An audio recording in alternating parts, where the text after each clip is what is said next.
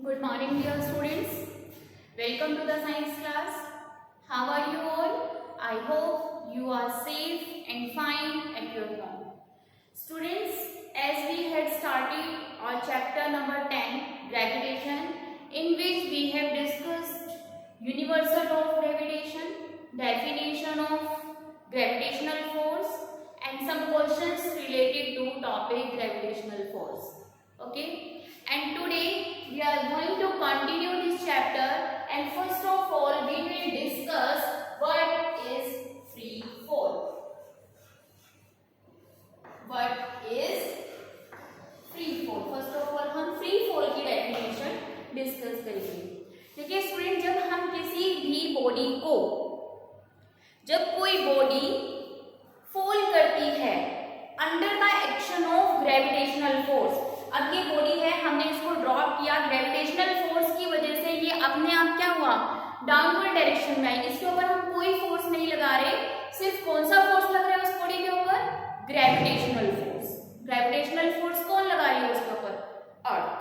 ठीक है, तो इस टाइप के फॉल को हम क्या कहते हैं, free fall. What does it call, free fall. How will we define it, right down. The falling body,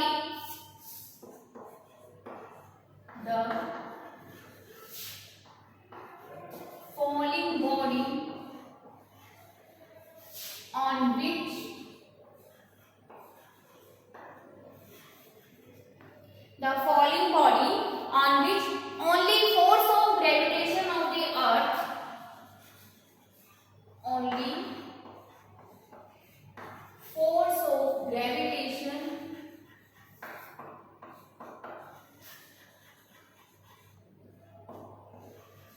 of the earth acts along the direction of falling of the body. ठीक है, is known as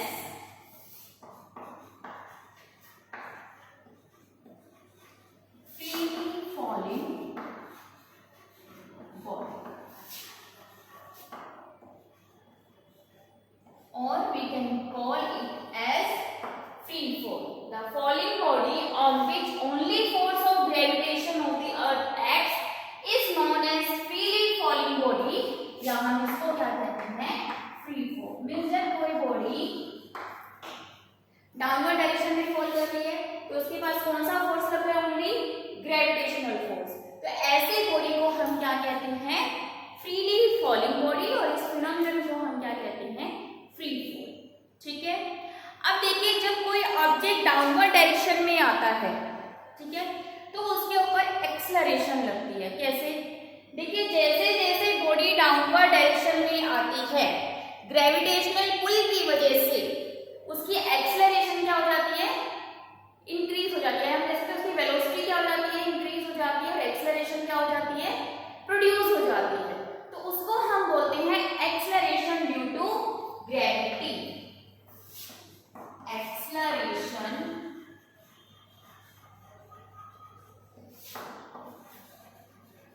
due to gravity. अब मान लीजिए कि freely falling body है जो वो downward direction में आती है, ठीक है, तो अमाउंट ऑफ, या हम कहते हैं मैग्नीट्यूड ऑफ वेलोसिटी क्या होता है, चेंज होता है. उससे क्या होता है, बॉडी के अंदर एक्सेलरेशन प्रोड्यूस होती है. तो वो एक्सेलरेशन किस वजह से प्रोड्यूस हो रही है, ग्रेविटी की वजह से प्रोड्यूस हो रही है, force of gravitation of earth की वजह से प्रोड्यूस हो रही है. तो उसको हम क्या कहते हैं, acceleration due to gravity. How will we define it, the acceleration, the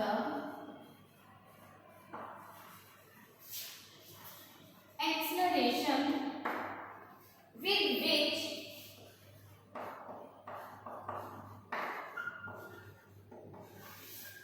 a body falls towards the earth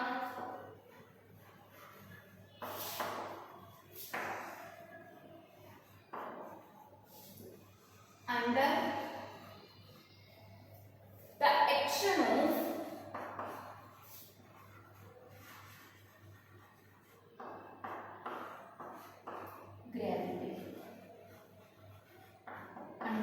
action of gravity. I think this is clear to all of you.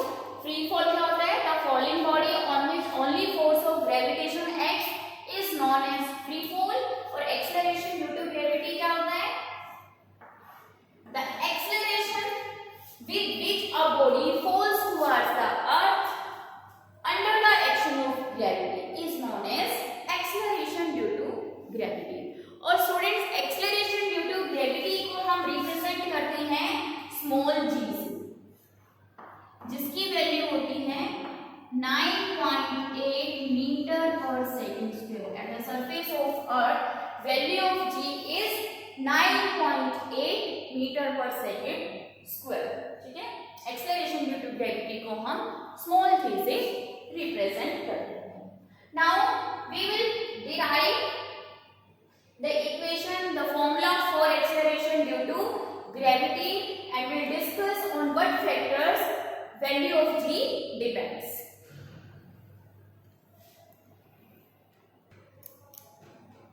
So now our next topic is expression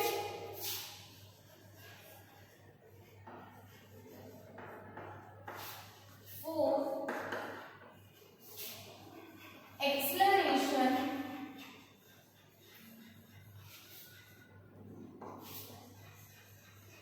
due to gravity। देखिए, let us take this is the surface of the earth, it is the center, and here is an object which is placed of small m mass, this is the center, this is the radius r। हम ये मान लेते हैं कि ये अर्थ है, ये अर्थ का सेंटर है। सरफेस ऑफ अर्थ पर एक ऑब्जेक्ट रखा है जिसका मास कितना है? स्मॉल m, और अर्थ का मास कितना है? Capital M। ठीक है, तो आप सभी को पता है यूनिवर्सल लॉ ऑफ ग्रेविटेशन के अकॉर्डिंग यहाँ पर ग्रेविटेशनल फोर्स क्या होगा? F is equal to G m by r, right? F की वैल्यू क्या होगी यहाँ पर?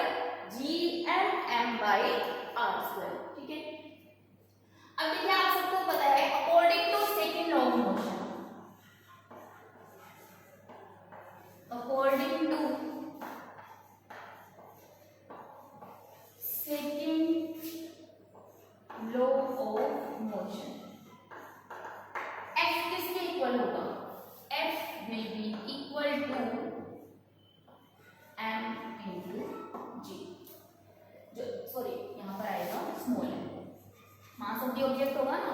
सो F is equal to mg। Let us take this is equation number 1 and this is equation number 2। This is the value of force and again this is the value of force। So we can equate equation number 1 and equation number 2। So let us equate, अगर हम equate करेंगे यहाँ से तो g m by r square इसके equal आ जाएगा m into g। यहाँ से देखिए स्मॉल m से स्मॉल m कैंसिल हो जाएगा, तो यहाँ से हमारी स्मॉल g की वैल्यू क्या आ गई? Capital G capital M divided by r। ठीक है, where G is universal gravitational constant, M is mass of the earth and r is the radius of the earth। G does not depend upon the mass of the body। Small g की value mass of the object के ऊपर depend नहीं करती है, depends upon the mass of the earth and radius of the earth. Let us calculate the value of g on the surface of earth. Surface of अर्थ पर अगर हम g की value find out करना चाहते हैं, put the value of capital G 6.67 into 10 raised to the power -11 newton metre square per kg square। What is the value of mass of the earth? This is 6 into 10 raised to the power 24 kg। It is the value of mass of the earth। Now put the value of radius of earth. It is 6.4 into 10 raised to the power 6। ठीक है, अब हम क्या करेंगे? इसको solve करेंगे। Solve करने के लिए मेथड क्या है कि जो 10 की पावर्स हैं उनको एक साथ सॉल्व करेंगे। इसको हम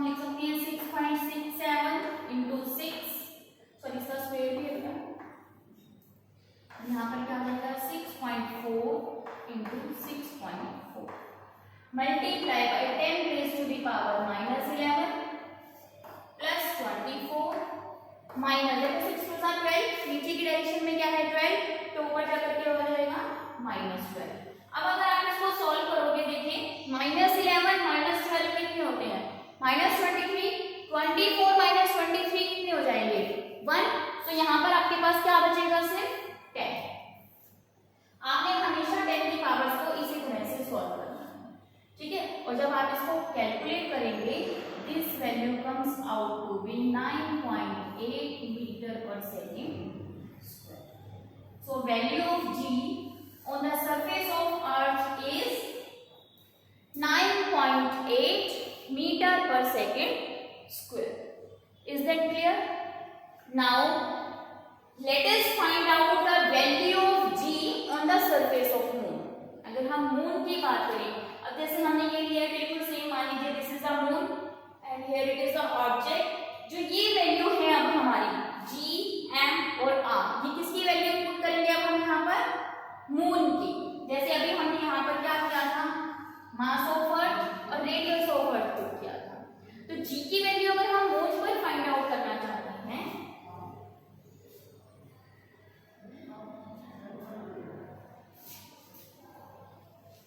तो हम क्या करेंगे, कैपिटल G की वैल्यू कितनी होती है 6.67 into 10 to the power -11।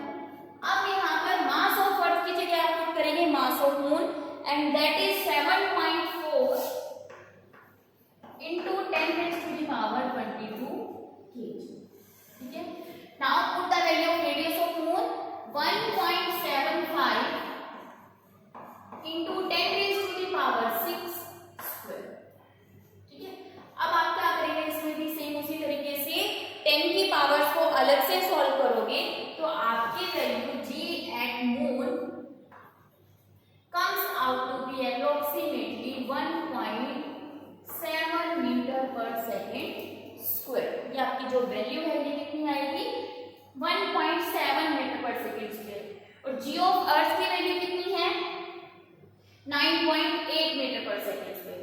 तो अगर आप G of moon upon G of earth calculate करते हैं 1.7 divided by 9.8, this will be approximately equal to 1/6। Means यहां से क्या प्रूव हो गया कि G at moon is equal to 1/6 times the G at earth. This is a very important relation, ठीक है। ये आपके पास एग्जाम्स में आता है। तो जो हमने टॉपिक का नाम लिखा है expression for acceleration due to gravity, इस टॉपिक को हम ये भी कह सकते हैं रिलेशन बिटवीन, एक तो ये relation between small g and capital G, और एक ये कि relation between G at moon and G at earth.